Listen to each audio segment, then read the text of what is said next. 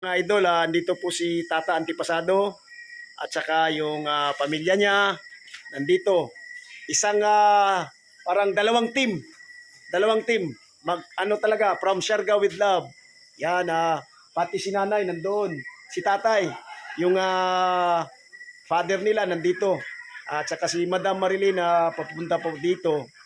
So ngayon, yung mga manok ko na kinukuha nila ay nagpapanalo po. Maraming salamat. So, dalawa lang ang talo, tatlong tabla, 11 ang panalo. No po. Yan. So, ano mo masasabi mo sa manok natin, boss, amo manager? Ang gwapo mo ngayon.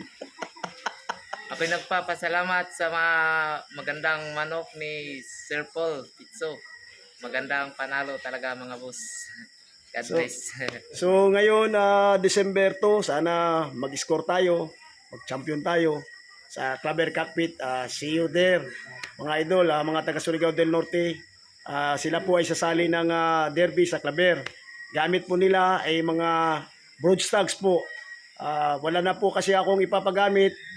Yun na lang, mapipilitan tayo dahil hirap po sila tanggihan. Okay? So yan po, maraming salamat talaga sa suporta sa Antipasado Family na nag-trust po sa manok po natin. Ang ganda po ng score po natin ngayon. God bless Hap and Sons and God bless Antipasado Family.